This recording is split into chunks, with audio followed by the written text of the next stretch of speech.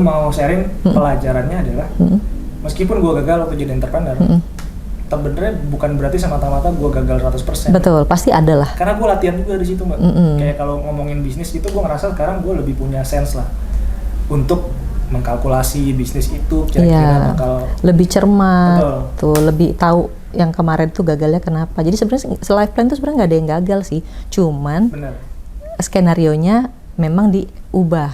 Bener. Gitu. Sama tadi juga menyambung masukan yang Mbak Eri, bahwa Mbak Eri tadi bilang lu juga tetap harus nyocokin sama diri lu. Betul. Yang sama. itu terkait dengan podcast kita sebelumnya ya. Iya. Kebetulan saya itu gue belum ini, Mak. Belum kenal diri lu sendiri. Kenal diri gue. Jadi kayak gue itu menyusun life plan yang entrepreneur itu memang gue ngelihat orang lain.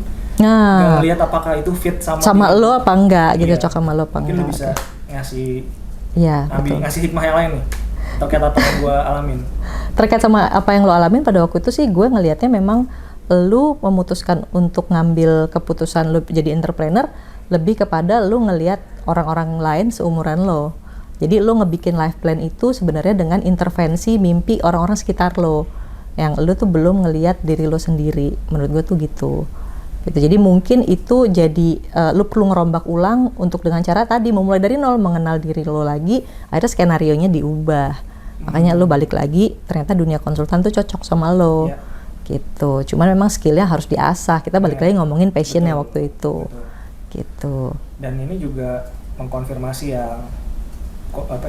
mengkonfirmasi hipotesis bahwa apa yang kita sharingin ke teman-teman ya, masalah bagaimana nyari passion, mengenal diri, sama membuat life plan, itu bukan sesuatu yang harus dilakukan berurutan ya, Mbak ya? Nggak mesti. Bisa fleksibel ya? Bisa fleksibel.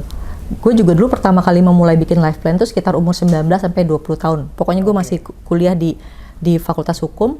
Gue kan latar gue emang hukum ya. Jadi gue tuh bikin life plan, gue inget banget itu pokoknya belum 20 deh kayaknya 19-20 lah, belum lebih dari 20. Jadi pada waktu itu karena gue anak hukum, siapa sih yang nggak kepengen jadi lawyer punya kantor hukum? Nah saat itu gue membuat mimpi itu diintervensi oleh orang-orang terdekat gue.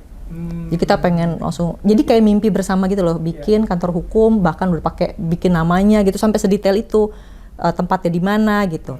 Nah tapi kemudian selesai kuliah umur 22, kemudian umur 23 gue ketemu sama seseorang yang mempropose gue untuk menikah. Terus terang gue meninjau, jadi itu life plan gue pertama, batch pertama itu adalah bikin kantor hukum. Batch kedua adalah dirombak karena ada sebuah milestone kehidupan, yaitu ternyata nggak nyangka ada orang serius mau nikah sama gue.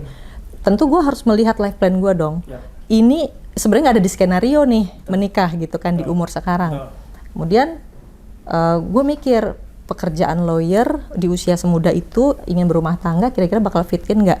Gue lihat lagi prioritas gue. Setelah menikah prioritas gue tuh apa ya? Prioritas gue ternyata tuh keluarga. Kalau bekerja sebagai lawyer yang masih newbie itu kayaknya agak berat karena jam kerjanya panjang gitu. Jadi gue akhirnya memutuskan untuk ganti skenario, kayaknya bukan bikin kantor hukum deh. Gue pengen di company. Tapi gue harus memutuskan menikah itu kan gue nyocokin sama life plan gue. Gue nanya dong sama pasangan gue pada saat itu, kalau gue mau menerima ini, berarti kan life plan gue agak changing dikit. Lu bisa nggak fit in kan dengan life plan gue? Life plan gue adalah pengen tetap karir. Gue punya mimpi, gue harus jadi posisi ini di usia segini. Dan ternyata orang itu yang mau ngajak, suami gue yang mau ngajak gue nikah bilang, nggak masalah, itu impian lo kejar aja. Menikah itu nggak akan menghalangi apapun. Ya udah, gue susun aja prioritas. Berarti umur waktu itu gue 23, gue menikah, gue udah bilang pokoknya paling lambat 40 tahun gue harus jadi ini. Nah, 35-40 tuh itu waktunya pencapaian gue untuk meraih satu posisi. Ya udah, selama karir itu dari umur 23 sampai usia itu, terus terang itu perjalanan gue, setiap hari gue ke kantor, setiap hari gue dapet tantangan, tiap hari gue dapet masalah. Itu gue cuma mikirnya gini, oke, di posisi itu nanti gue akan menemukan masalah-masalah kayak gini, berarti gue harus menguasai. Jadi gue melarang diri gue mengeluh. Kesulitan apapun gue terima sebagai itu bagian dari path gue menuju impian gue. Nah di situ gue udah mulai nyicil kapabilitas gue, terus kapasitas gue. Kalaupun ada certify apa yang gue butuhkan, kalau ada knowledge apa yang gue butuhin, itu gue cicil. Karena yang gue cari itu sebenarnya bukan titling jabatan, tetapi kapasitas gue sebagai posisi tertentu yang gue impikan. jebret itu nyampe di usia 40. Terus terang di usia 40 gue melakukan peninjauan ulang lagi pada life plan gue. Karena di usia 40 itu udah 3/4 jalan karir, karena kan 58 pensiun. Ya setengah lebih lah itu. Nah situ gue meninjau, kalau nanti gue selesai nginjek usia 58, gue mau ngapain? Gue harus punya life plan sampai gue mati dong. Nah, lo pengen berhenti, Mbak? Harus berhenti. Berhenti itu lo nggak mau? Oh, gue agak manjangin dikit. Gue pengen kalau masih dikasih sehat, gue pengen berhentinya tuh 65. Tapi gue nggak mau maksain tetap berada megang jabatan yang puncak di kantor, tapi gue mungkin memilih ada beberapa hal lah yang gue impikan, mungkin tetap produktif. Nah itu life plan gue. Nah, terus gue juga mikir nanti kalau gue mati, gue ninggalin apa ya? Itu udah gue pikirin juga dari umur 40. Jadi gue nggak mau cuma sekedar mati dikubur terus orang lupa gue. Nah itu life plan. Jadi life plan itu kita sesuaiin dengan kondisi kita saat itu. Terus kita kondisikan prioritasnya tuh udah diusun ulang. Seperti tadi waktu gue single, gue pikir gue pengen bikin kantor hukum, pengen jadi segala macam. Pada saat gue menikah, gue pikir gue nggak mungkin. Gue harus bisa punya pekerjaan yang bisa bagi waktu antara rumah tangga dan anak gue.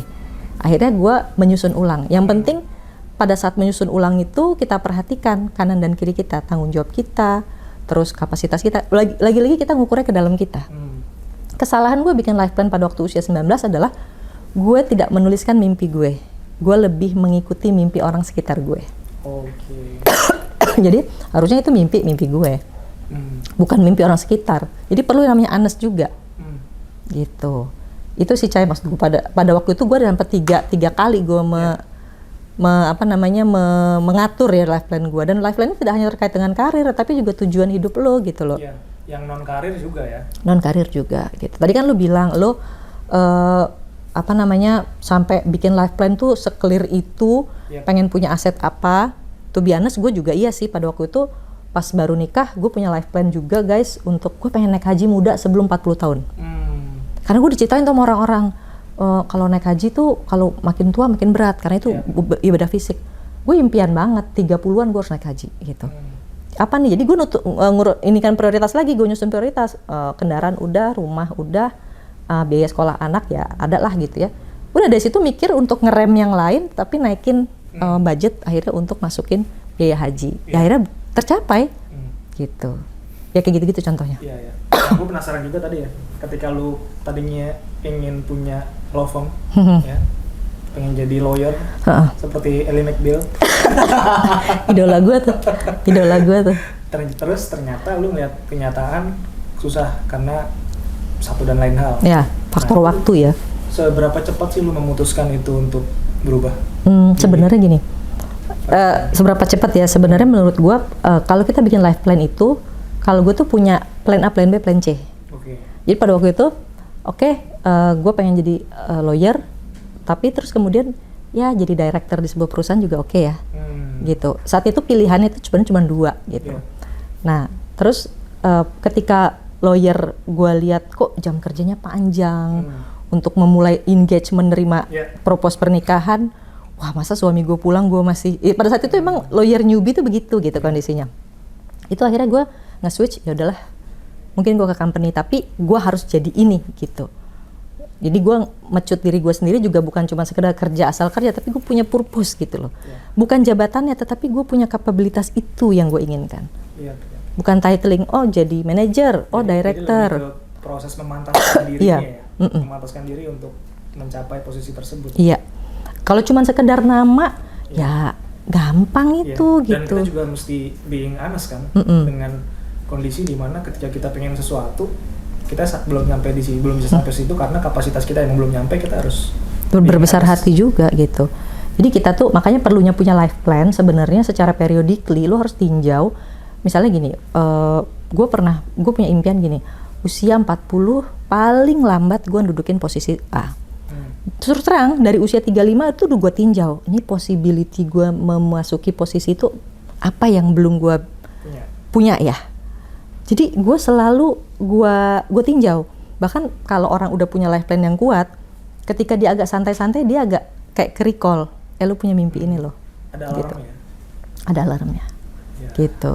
Jadi itu sebenarnya fungsinya life plan itu sebenarnya untuk ngingetin lu tuh punya tujuan, jadi lu fokus ya emang kita hidup nggak boleh terlalu ngeliat ke situ terus ya. Tapi paling nggak kita kalau mau belok tuh nggak kejauhan. Atau kalau kita mau kesantaian itu ada yang ngingetin kita gitu loh. Itu sih.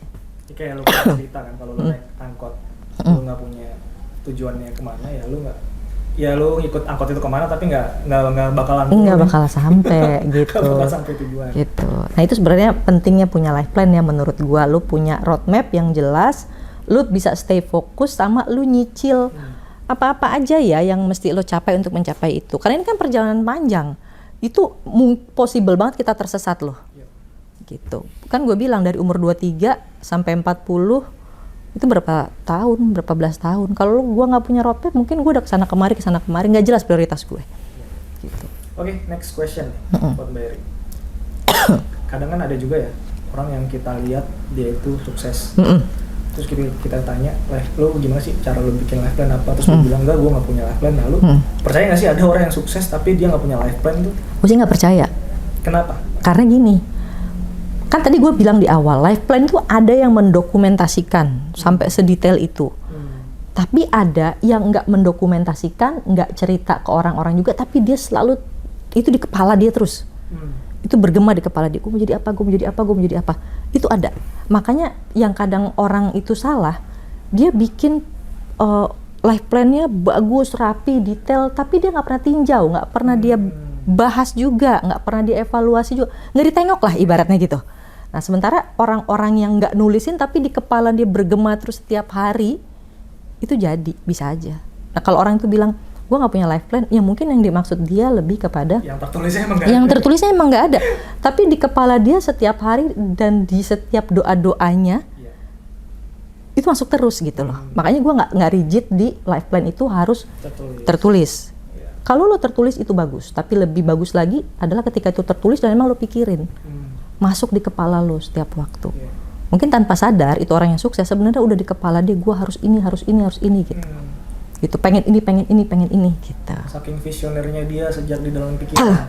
Yes, bangun tidur sudah, gue akan mengejar ini. Kali kan ada ya orang kayak gitu, udah terinternalisasi banget itu bisa gitu. Jadi gue nggak percaya kalau nggak punya, mungkin nggak sih orang nggak punya tujuan tiba-tiba pluk langsung datang opportunity dan dia bisa handle. Gue sih nggak terlalu yakin. Kalaupun itu ada opportunity mungkin, tapi ketika dia nggak pernah bayangkan itu, nggak pernah mau mempelajari itu, gue nggak jadi sih.